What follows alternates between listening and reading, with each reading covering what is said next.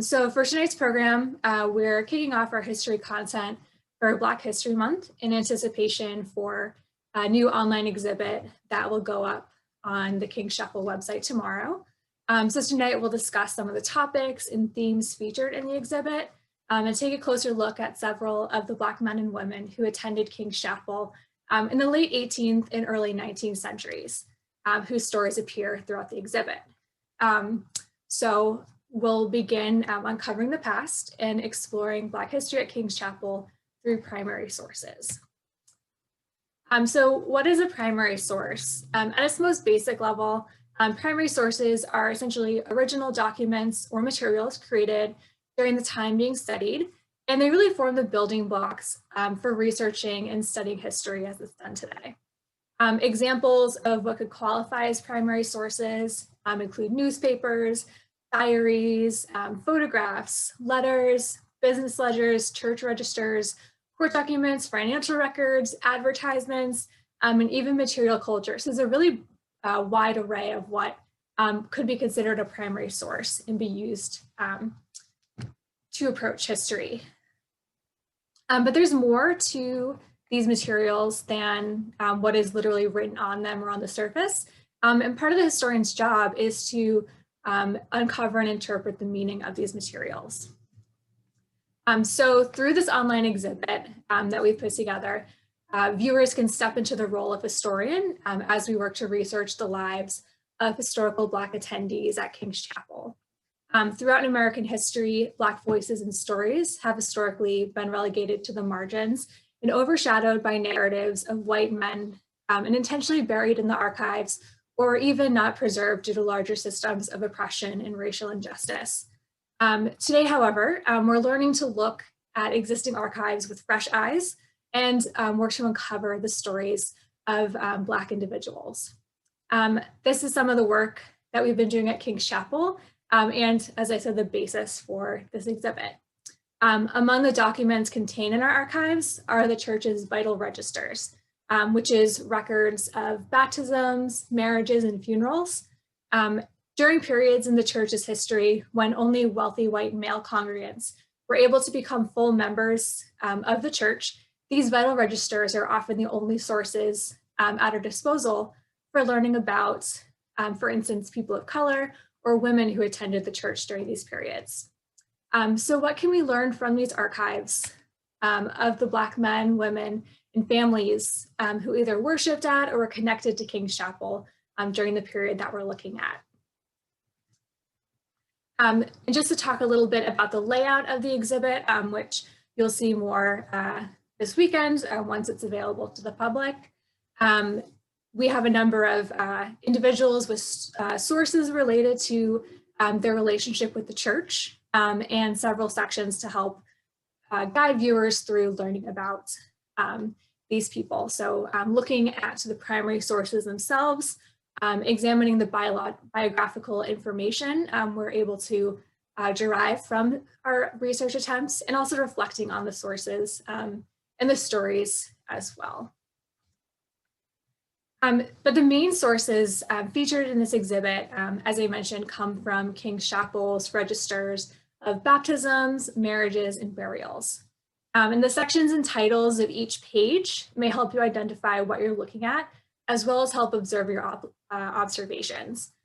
So before we dive into some of the sources and stories that we're looking at tonight, I'll just go through kind of an example of what we're looking at when we're initially looking at these pages from the vital registers.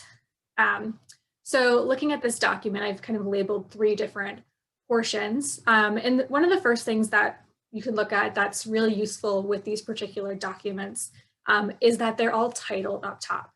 So as you see here, this is a page from King's Chapel's Register of Burials. So this lists funeral services and burial services conducted from the church and by the clergy of King's Chapel.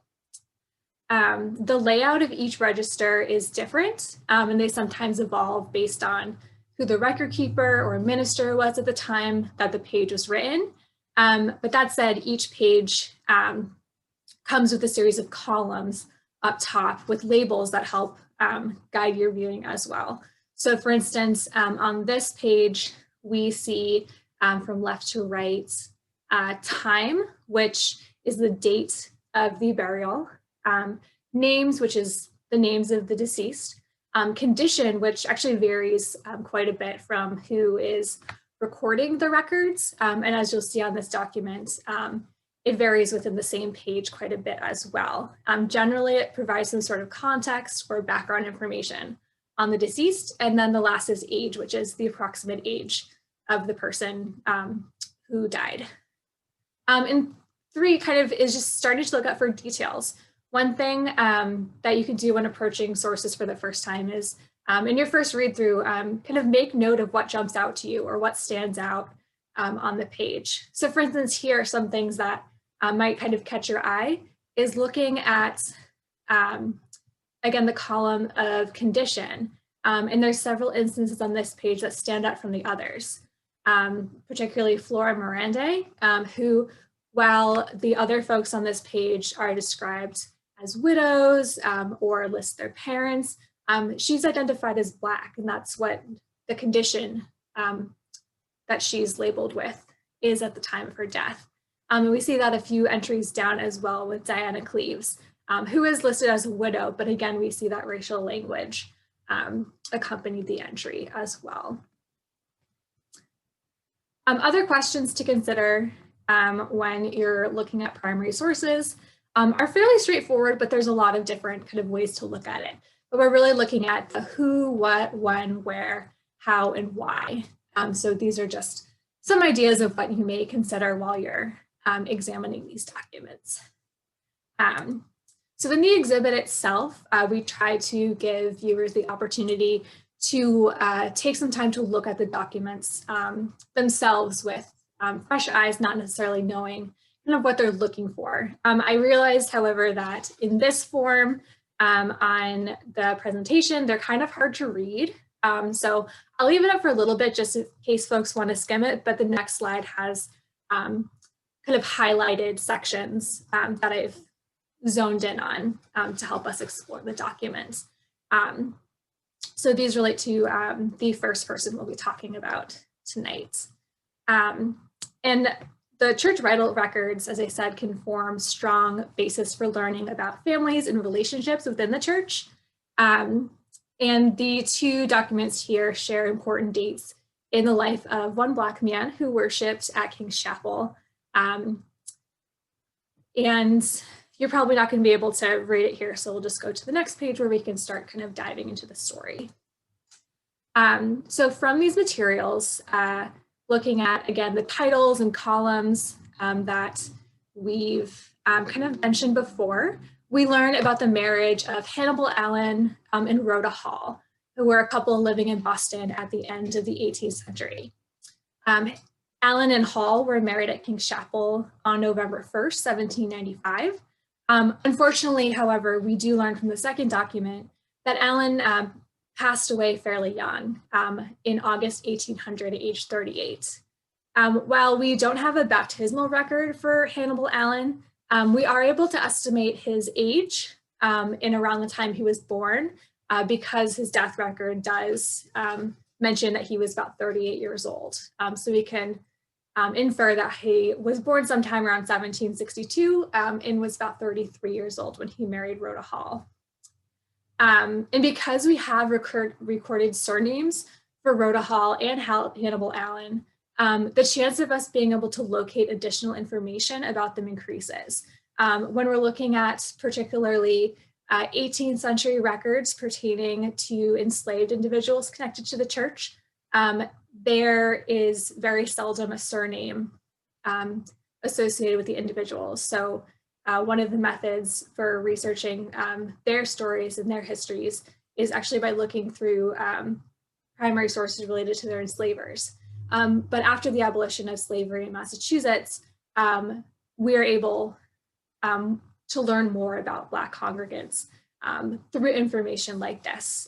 So we're actually able to locate the probate records for Hannibal Allen, as well as some other records relating to his life and that of his wife, Rhoda Hall.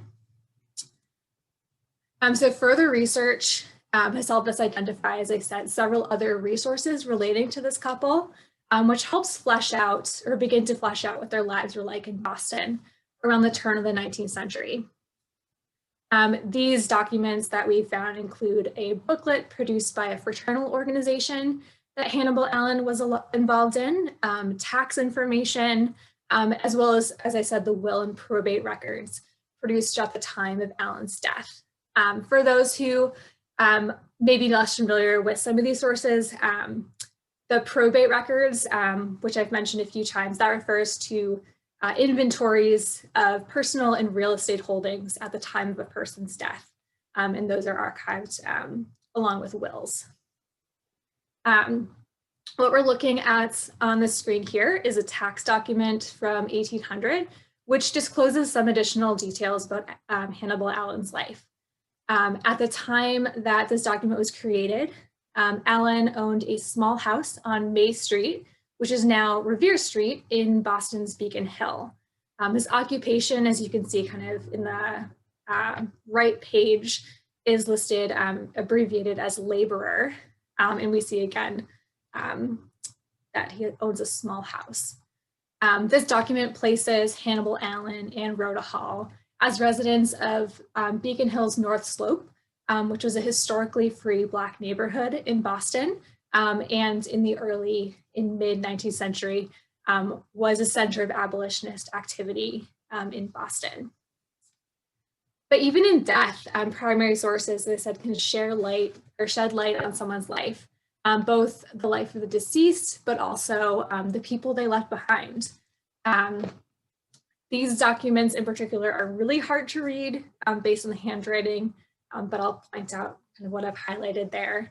But after Hannibal Allen passed away in 1800, the inventory of his personal property and his probate records shows some of the smaller details of his home life. In his home, Allen had fairly modest possessions, including furniture, bedding, crockeryware, tinware, a lot of ironware, mirrors, sundries, things like that.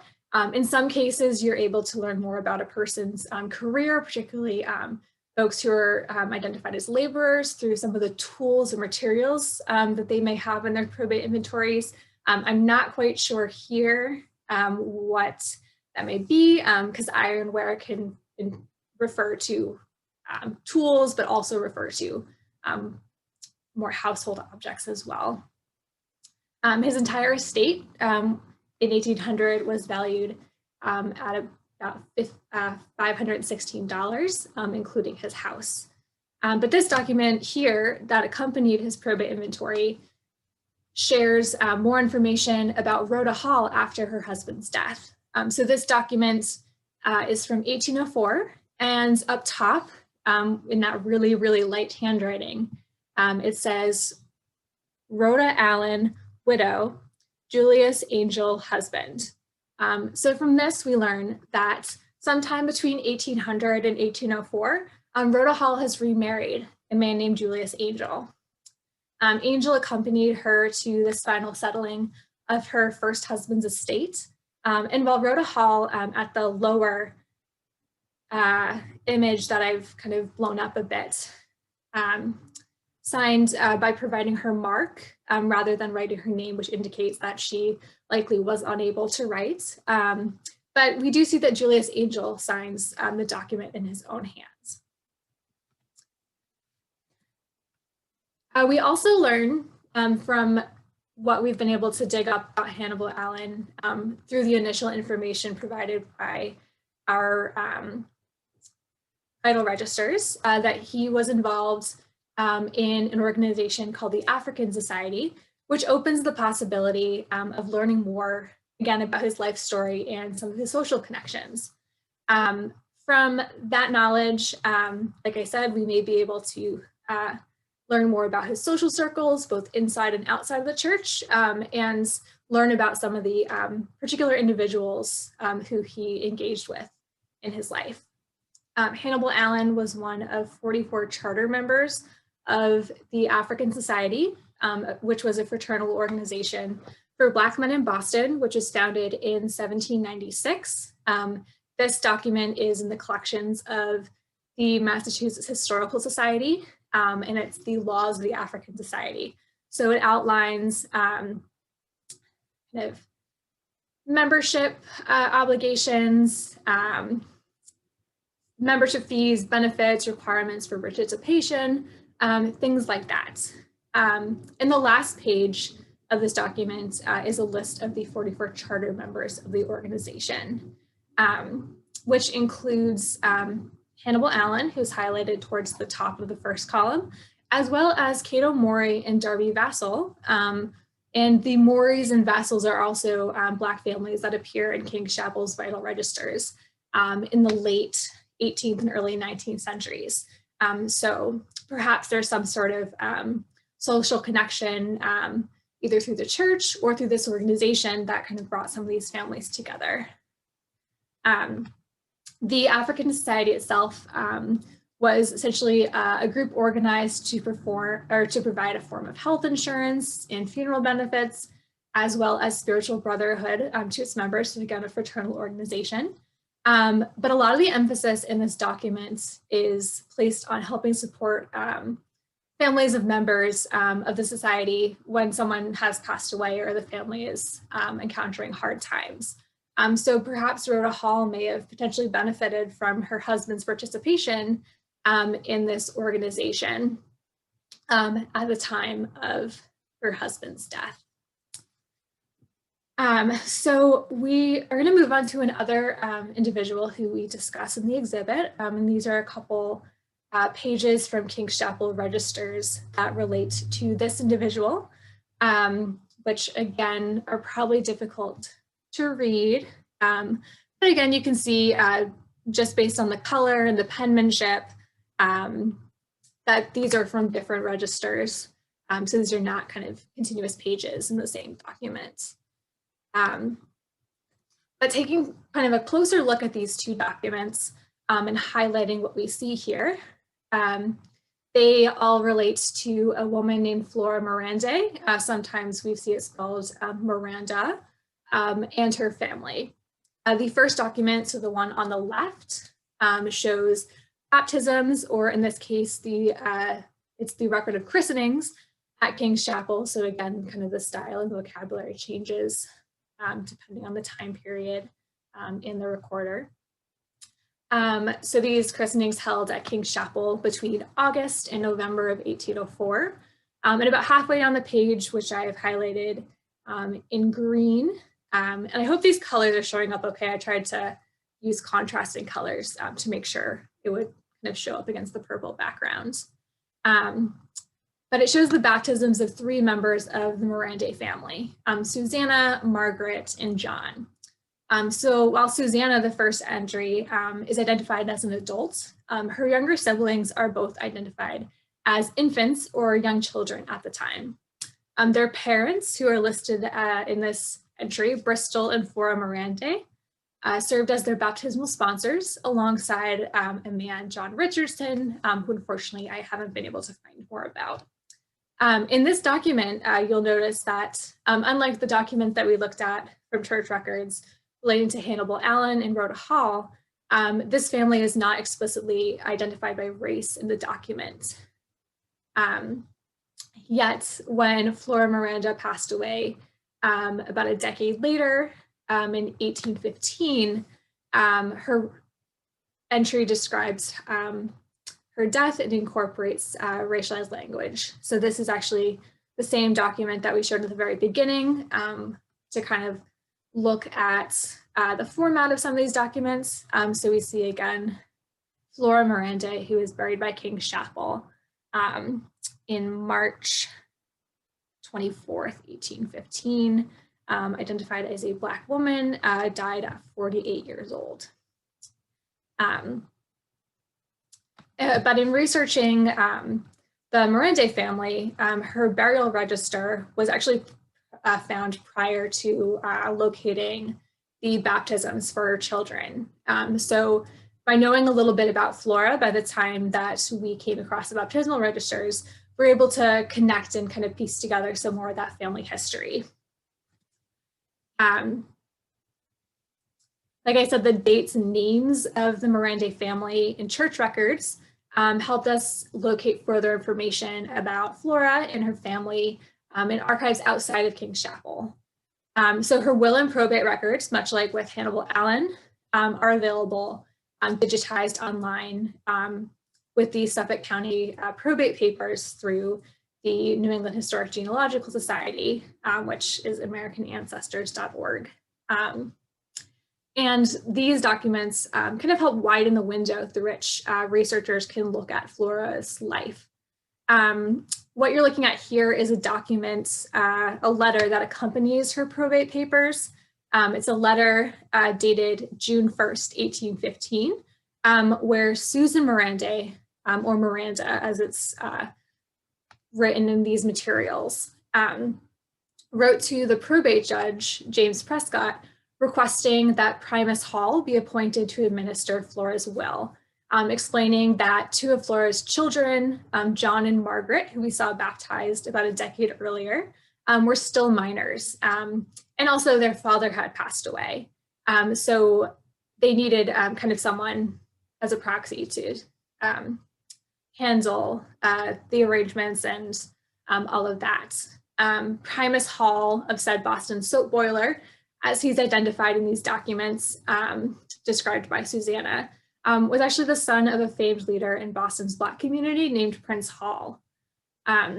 Unfortunately, the executor of her estate and her family, the cost of Flora Miranda's funeral, debts and fees paid for the inventory of her real estate exceeded the value of her estate by $32. While most of her real estate and household possessions were sold by Primus Hall at auction, the fate of her children is not included in these records. That said, it's very possible that John and Margaret may have been taken in by their older sister, Susanna. But Flora and her family provide a strong example of how detailed church records are able to help researchers kind of work to piece together family histories and bring a family and some of their struggles into light for the first time in centuries. Without knowing the names and relations of each member of the Miranda family, it may not have been possible to confirm that the probate records for Flora Miranda were in fact those of Flora Miranda, who we see at King's Chapel. Without standardized spellings or computer databases in the early 19th century, it can sometimes be difficult to confirm identities of handwritten records. This can, again, be an added challenge when conducting geological research for Black families in the 18th and early 19th century United States, especially when many enslaved people only appeared in sources relating to the people who enslaved them and without surnames. So looking at kind of a bit of an earlier period than this. Which leads to another important part that particularly in the 18th century, the names that we're looking at when we're coming across these records of Black men and women and enslaved individuals connected to the church are largely names assigned to them by enslavers, not names that the families and individuals would have chosen for themselves. And kind of moving on to our final person who we'll take a look at tonight. We have this document here, which I will show a little bit more detail on in a moment. So this page appears in the King's Chapel Register of Baptisms and lists each person baptized at King's Chapel between May and August 1804. So this is actually the page before the page where the Miranda children were baptized, which is kind of interesting. About halfway down the page on July 8th, two children were baptized in the Vassal family. Charles Ward of Darby and Lucy Vassal and Rhoda Crosby of Darby and Lucy Vassal. While Vassal was a prominent name among the white elite of King's Chapel during the colonial period and appears throughout King's Chapel's records, the family seen on this page here is not related to those vassals by blood, but through their bondage. Darby Vassal, the father of the two children baptized here, was previously enslaved by members of the royal and vassal families in the years before the American Revolution. The royal and vassal families were both wealthy slaveholding and slave trading families who were among the members and funders of King's Chapel throughout the 18th century. Before the vassals ultimately moved to Cambridge and joined Christ Church, which is the historically Anglican church there at that time. And while little is known at this time about Charles Ward and Rhoda Crosby, Darby's life is pretty well documented. It includes connections to other members of the free Black community at King's Chapel and beyond. Talking a little bit more just about these kind of complex connections between Darby's family as well as the royals and vassals who again were part of that wealthy white elite in colonial King's Chapel. Darby's mother, Cuba, was initially enslaved by Isaac Royal Sr., who was a merchant, slave trader, as well as a Caribbean plantation owner, whose family again worshipped at King's Chapel. Over half a century before Darby Vassal's children appear in the baptismal register. When Royal Sr. died, Cuba was one of the several enslaved individuals in his will that he left to his daughter, Penelope Royal. And that's what I've highlighted here on the left side of the screen. This is a copy of Isaac Royal Sr.'s will, which mentions bequeathing unto my well-beloved daughter, Penelope, several enslaved people, including Cuba, who is mentioned here. Again, Darby's mother. Penelope actually married from the royal family into the vassal family at King's Chapel, which is the entry over here. So Henry Vassal and Penelope Royal married at the church. And this is, again, a little bit roundabout, but this is the roots of Darby's surname as Vassal, as well as an introductory to kind of looking at his early life story. While Cuba was pregnant with Darby in 1769, the Vassals actually sold Cuba to a relative in Cambridge. And slightly later, but still as a young child, Darby was further separated from his mother and siblings and father when he was sold by the Vassals to George Reed, who was a man living in Woburn, Massachusetts at the time.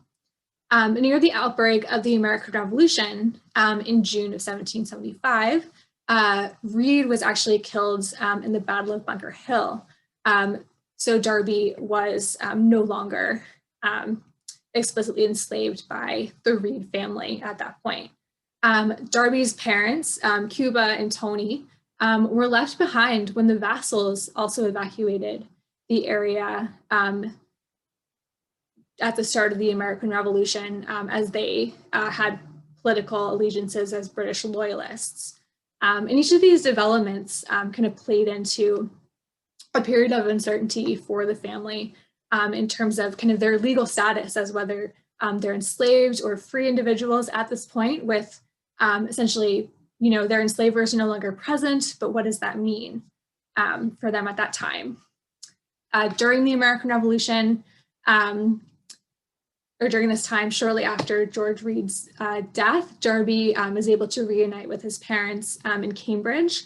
And during at least a portion of the American Revolution, Cuba, Tony, Darby, and this kind of new branch of the Vassal family remained on the Cambridge estate of their former enslavers, including the building on the top left, which locals may be familiar with as the Longfellow House or Washington's headquarters.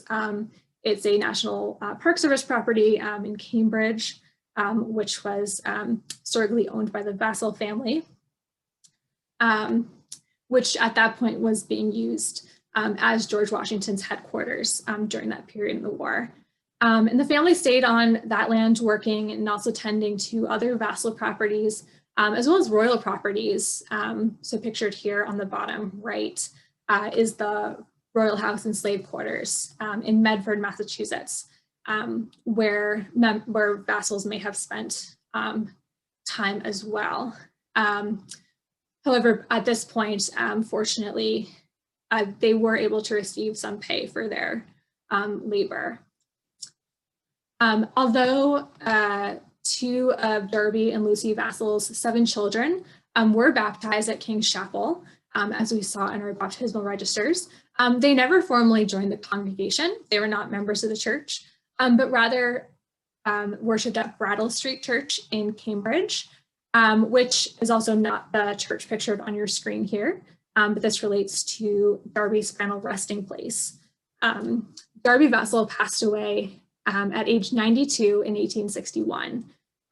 So in his life, he not only saw the American Revolution, but also lived to see the beginning of the American Civil War. So that is a lifetime that spans some major historical events and conflicts in American history. When he passed away, he was ultimately buried in his former enslavers' family tomb beneath Christ Church in Cambridge, after being granted access by the granddaughter of the man who enslaved him and separated Darby from his family before the age of 6. So this is a photograph of that tomb beneath Christ Church, Cambridge. There's actually only one tomb beneath that church, which is kind of interesting compared to the other churches in the Boston area that have these historic crypts. But looking kind of beyond that as well, identifying again Darby Vassall's connections with King's Chapel sheds further light on the social relationships among the Black community who were connected to King's Chapel to varying degrees in the early 19th century, and illustrates again the importance when entering the archives of a broader historical knowledge of thematic regional history of the time that you're looking at.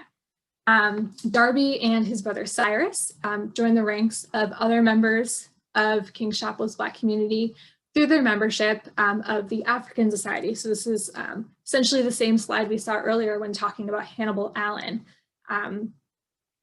So I mentioned earlier that Cyrus and Darby Vassall were members of that organization as well, but here it kind of comes full circle when we're talking about Darby Vassall in more detail and seeing him popping up in this same fraternal organization as Hannibal Allen and Cato Mori, who we didn't talk about here, but was another man whose family was well documented in King's Chapel's vital registers.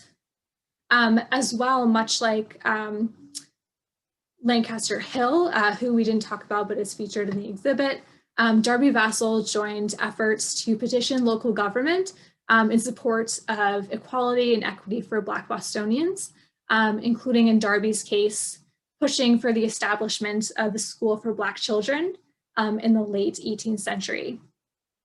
He also, in his later years, became involved in anti-slavery conventions in Boston and was involved with a commemorative event in the 1850s that honored Crispus Attucks, who was a Black patriot killed during the Boston Massacre. So with that, we've kind of taken a look, brief, but also with plenty of details, at some of the stories discussed in the exhibit, focused on primary sources relating to Black history at King's Chapel. Again, there are more stories involved in the exhibit, which we're looking forward to sharing